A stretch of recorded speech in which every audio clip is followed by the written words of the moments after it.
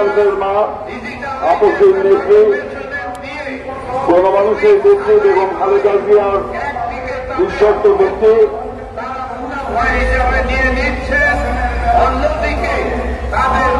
গণতন্ত্র মুক্তি আন্দোলনের অন্যতম শীর্ষ যিনি নেতৃত্ব দিচ্ছেন বিএনপির ভারপ্রাপ্ত চেয়ারম্যান দেশ নায়ক তারেক রহমানের মিথ্যা মামলা প্রত্যাহার, যুবদলের সভাপতি সুলতান সালাউদ্দিন টুকু এবং ঢাকার জনতার মেয়র ইঞ্জিনিয়ার ইশরাক হোসেনের নিঃশর্ত মুক্তির দাবিতে গণতন্ত্র ফোরাম আয়োজিত আজকের এই অবস্থান কর্মসূচির সম্মানিত সভাপতি আলহাজ ভিপি ইব্রাহিম সাহেব, উপস্থিত প্রধান অতিথি জাতীয়তাবাদী ছাত্রদলের সাবেক সভাপতি, স্বৈরাচার বিরোধী আন্দোলনের অন্যতম রূপকার বিএনপির ভাইস চেয়ারম্যান সুখর জননেতা শামসুজ্জামান ডুবু, উপস্থিত আছেন বিএনপির জাতীয় নির্বাহী কমিটির সদস্য মোজাম্মেল হক, আবু নাসের রহমতুল্লাহ,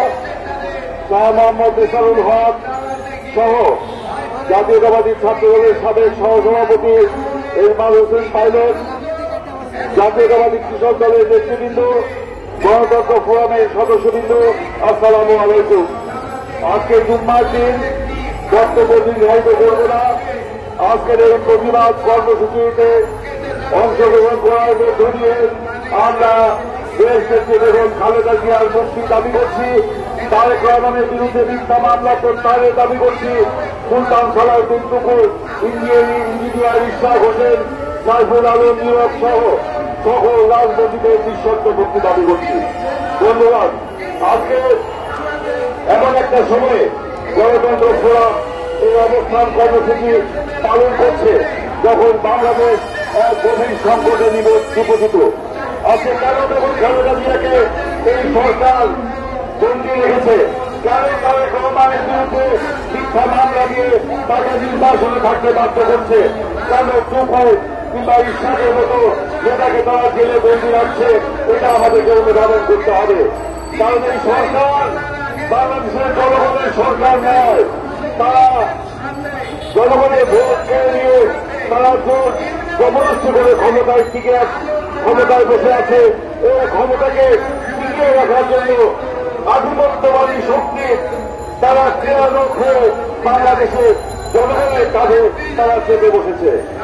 আজকে তাদের এই অপশাসন, কর্তৃত্ববাদী শাসন, তামিলনাড়ি শাসন টিকিয়ে রাখার জন্য আজকে বিএনপিকে বিশ্ব দমন নিপীড়ন চালিয়ে বিএনপিকে ধ্বংস করার জন্য তারা চেষ্টা করছে। বন্ধুগণ, আমি বক্তব্য দীর্ঘায়িত করব না। আমাদের নেতা শামসুজ্জামান টুকু যদি বিস্তারিত বক্তব্য রাখবেন।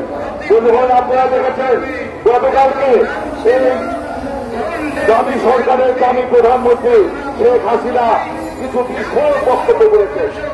তিনি বলেছেন যে সাদা চামড়ারা নাকি তাকে প্রস্তাব দিয়েছিল বঙ্গোপসাগর ব্যবহার করার অনুমতি দেওয়ার জন্য।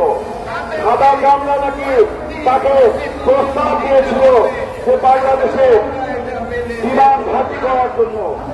আবার তিনি বলেছেন ষড়যন্ত্র হচ্ছে পূর্ব ত্রিপুরের মতো একটি খ্রিস্টান রাষ্ট্র প্রতিষ্ঠার জন্য।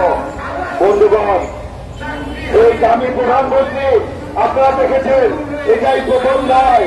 উনি যখন গভীর সংকটে পড়েন, উনি তখন বিপদে পড়েন, জনগণ যখন তার বিরুদ্ধে বিক্ষোভ করে, দেশ বিদেশ থেকে যখন তার এই দুর্নীতিবাদ সরকারের উপরে চাপ আসে, তখনই তিনি এসব কথা বলে জনগণের আবেগ অনুভূতিকে তিনি কাজে লাগাতে চান। তিনি তখন করুণার ভিক্ষা করেন এসব কথা বলে। বলতে চাই, শেখ হাসিনাকে আপনি কার কথা বলছেন? আপনি তো গত 15 বছর বাংলাদেশকে ভারতের কাছে তুলে দিয়ে, বাংলাদেশকে ভাড়া দিয়ে, বাংলাদেশকে ভারতের বড় রাজ্যের মতো রাষ্ট্র প্রতিষ্ঠা করে আপনি বাংলাদেশে টিকে আছেন। আপনি আজকে সাদা চামড়ার কথা বলেন। আর এই সাদা চামড়ার সাথে ছবি তোলার জন্য আপনি সেই G20 সদস্য না হয়েও ভারতে ছুটে যান একটি সেলফি তোলার জন্য। তখন এইসব কথা আপনার মনে থাকে না। তখন এই সাদা চামড়ার পিছনে ঘুরে ঘুরে একটি